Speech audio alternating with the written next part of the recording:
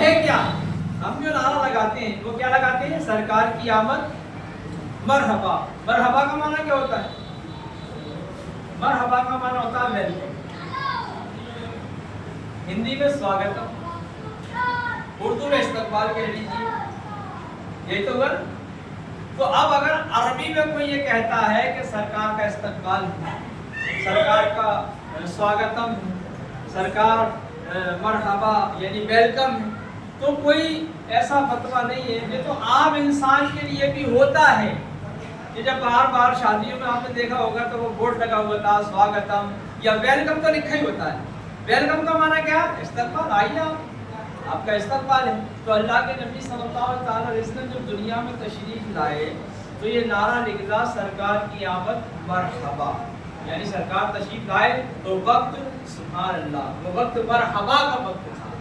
तो प्यारे से भी इसलिए आप उन लोगों को सोचना चाहिए कि जहाँ हमारे इतने फेल हैं जो गैर शरई हैं, लेकिन हम इसी पर आकर के क्यों अटक जाते हैं? इसी पर आकर के क्यों अटक जाते हैं कि ये करना नहीं चाहिए? अच्छा, इसका ये एक काम नहीं है, इस जमात का जो बता रहा उसका एक काम नहीं है। अल्लाह के नबी की ताज़ीम के बहुत सारे काम अल्हम्दुलिल्लाह अहले वल सुन्नत जमात में राइज हैं, ये सारे ही उनको गलत बताते हैं। अगर किसी ने हय्या अलस्सलाह अशहदु अन्ना मुहम्मद रसूलुल्लाह के अगर अंगूठे चूम लिए तब भी गलत हो जाता है। अगर किसी ने खड़े होकर सलातो सलाम पढ़ दिया तब भी गलत हो जाता है। तो किसी ने इशारे सवाब कर दिया तब भी गलत हो जाता है। तो आखिर वजह क्या है कि जो ताज़ीम नबी के काम होते हैं वही गलत होते हैं। तो प्यारे इस्लामी भाइयों, ये सिस्टम है और सिस्टम से चलने वाले लोग इस चीज़ों को समझ सकते हैं। उलमा इकराम ने इसकी पहचान बताई और ये जुलूस अब का नहीं है। मेरे नबी सल्लल्लाहु अलैहि वसल्लम दुनिया में तशरीफ नहीं लाए थे, उससे पहले ही लोग आपके आने का इंतज़ार किया करते थे। यमन का एक बादशाह था जिसका नाम था तुब्बा अव्वल हमीरी। इसका बादशाह था यमन का, बहुत बड़ा बादशाह था, बहुत बड़ी हुकूमत थी। इसके ज़हन में एक बात आई कि इसके ज़हन में ये बात आई कि मैं अपनी सल्तनत का दौरा करूं। अब इसने अपनी सल्तनत का दौरा किया। दौरा करने के बाद इसके साथ 1.25 लाख पैदल थे और करीब 80,000 घुड़सवार थे, हाथी थे। बहुत उसी सल्तनत लेकर के ये निकला। तो जहाँ जाता था, ये जहाँ जाता था इसको देखने के लिए उमड़ आते थे, लोग उमड़ आते थे। यहाँ जाता था, ये इधर जाता था। जब ये पहुँचता पहुँचता पूरी दुनिया की सैर करता करता वहाँ पहुँचा जहाँ आखिरी नबी की विलादत होनी थी। कहाँ? जहाँ आखिरी नबी की विलादत। जब मक्का में पहुँचा तो इसको देखने के लिए कोई आया नहीं। अब ये बड़ा हैरान हुआ कि मेरी इतनी वसी ताकत है, मेरी वसी सल्तनत है और यहाँ के लोग हैं कौन से कि मुझे देखने के लिए कोई आए ही नहीं। पूरा दिन गुजर गया, जहाँ जाता हूँ पार लग जाते हैं, लोगों की भीड़ लग जाती है, तुब्बा आया तुब्बा आया तुब्बा आया, लेकिन यहाँ कोई नहीं आया। वजीर से शाम को उसने पूछा कि आखिर हम यहाँ पर मुझसे मिलने कोई क्यों नहीं आया? उसने कहा एक मकाम है यहाँ पर जिसको काबतुल्लाह कहते हैं और ये काबतुल्लाह यहीं पर मौजूद है और यहाँ के लोग काबतुल्लाह ही को अपना सब कुछ मानते हैं, काबतुल्लाह ही को सब कुछ मानते हैं और उसी की खिदमत में लगे रहते हैं। आप जैसी फौजें यहाँ आती हैं और यहाँ के लोगों की खिदमत करती हैं और चली जाती हैं, तो ये लोग भाव नहीं देंगे। उन्होंने कहा काबे की वजह से मेरी बेइज्जती हुई है। जब काबे की वजह से मेरी बेइज्जती हुई तो इसके ज़हन में बात आई कि मैं इस काबे को ही तोड़ दूँ, मैं इस काबे को ढा दूंगा। जब इसके जहन में ये बात आई तो इसको अल्लाह पाक ने एक बीमारी अता फरमाई कि इसकी नाक से और इसके मुंह से एक बदबूदार मादा पैदा होना शुरू हो गया, बदबूदार मादा। अच्छा, इसके साथ 4,000 आलिम भी थे, इसके साथ 4,000 आलिम भी थे जो कि किताब का इल्म रखते थे। तो प्यारे इस्लाम में जब ये बदबूदार मादा शुरू हो गया, बड़े बड़े हकीम आए, बड़े बड़े हकीम आए, हकीमों ने इलाज करना शुरू किया, लेकिन इसका मादा जो बहना था वो बंद हुआ ही नहीं। बड़ा परेशान हुआ। फिर उन्हीं आलिमों में से एक आलिम जो आलम रब्बानीन थे, बहुत बड़े आलिम थे, उनको बुलाया गया कि आप आइए इनके मसले को समझने की कोशिश कीजिए। उन्होंने लफ्ज़ को पकड़ा और लफ्ज़ को पकड़ने के बाद कहा कि मरज़ आसमानी है और इलाज जिस्मानी हो रहा है। मरज़ आसमानी है, इलाज जिस्मानी हो रहा है। लोगों ने कहा हम समझ नहीं पाए क्या मरज़ है। کہ یہ مرض جو ہے اس کے دل کا اپنا ہے. اے بادشاہ اگر تو نے کوئی غلط نیت کی ہے تو اس نیت کو درست کر لے اور توبہ کر لے, کیونکہ یہ تیری مرض کا یہی علاج ہے. اب اس کے دل میں یہ بات آ گئی جو میں نے جو نیت کی تھی کعبۃ اللہ کو ڈھانے کی, شاید اسی کی وجہ سے یہ پریشانی ہے. اس نے فوراً اپنے دل میں توبہ کی کہ میں ایسا نہیں کروں گا, اور اگر میری خطا ہے تو مجھے معاف کر دیا جائے. اس کی توبہ کرنا تھا کہ تھوڑی ہی دیر کے بعد اس کی ناک سے اور منہ سے جو بدبودار مادہ آ رہا تھا وہ آنا بند ہو گیا.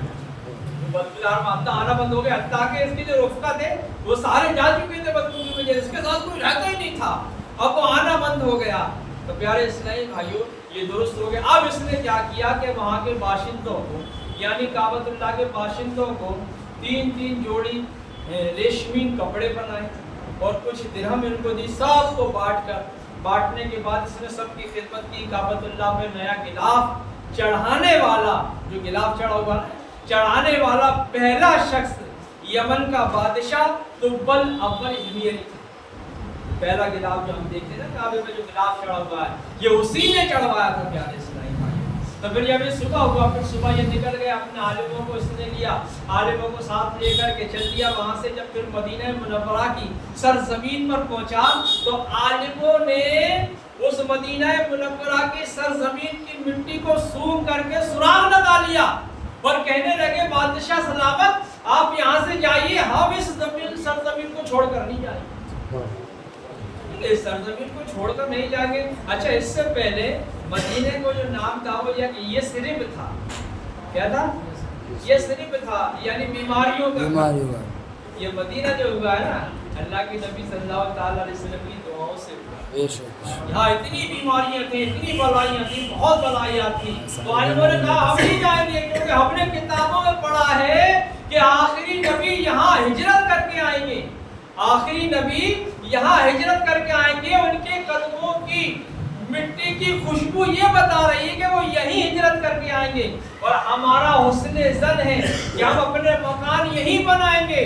اگر ہو سکتا ہے وہ آخری نبی یہاں سے گزرے اور ہماری قبروں کی مٹی ان کے قدموں کو چھو لے تو ہمارا بیڑا پار ہو جائے گا. سبحان اللہ, ہمارا بیڑا پار ہو جائے گا. تو اس عالم نے, اس بادشاہ نے, یمن کے بادشاہ نے مدینہ منورہ کے اندر 2000 گھر تعمیر کیے. 2000 گھر تعمیر کیے اور ایک گھر 2 منزل کا بنایا جو ان کے لیے تھا جنہوں نے نبض دے کر بتایا تھا کہ تیرا جسم علاج جسمانی ہو رہا ہے اور مرض آسمانی ہے. اس نے کہا میں آپ کو یہ 2 منزل کا مکان دیتا ہوں, 1 منزل میں آپ رہنا, 1 منزل کسی اور کے لیے, 1 منزل میں آپ رہنا. پھر اس نے خط لکھا اور کہا یہ خط جو ہے میں آپ کو دیتا ہوں, اور یہ خط میرا جب آپ کی زندگی اگر سلامت رہے تو یہ خط میرا آخری نبی صلی اللہ تعالی علیہ وسلم کی تک پہنچا دینا. یار اسلامی بھائی اب یہ خط چلتا رہا, پیڑیاں بدلتی رہی. تو جب اللہ کے نبی صلی اللہ علیہ وسلم مکہ سے ہجرت کر کر مدینہ میں گئے تو مدینہ میں جاتے ہی اب بات مسئلہ یہی تھا کہ وہاں کے لوگ بھی یہ کہنے لگے کہ ہمارے گھر مہمان بنے, ہمارے گھر مہمان بنے. اب اللہ کے نبی صلی اللہ تعالی علیہ وسلم نے کہا کہ یہ فیصلہ میری اونٹنی کرے گی. اور یہ جو مکان تھا 2 منزل کا یہ حضرت ابو ایوب انصاری کے خدمت میں تھا, یعنی انہی کے قبضے میں تھا.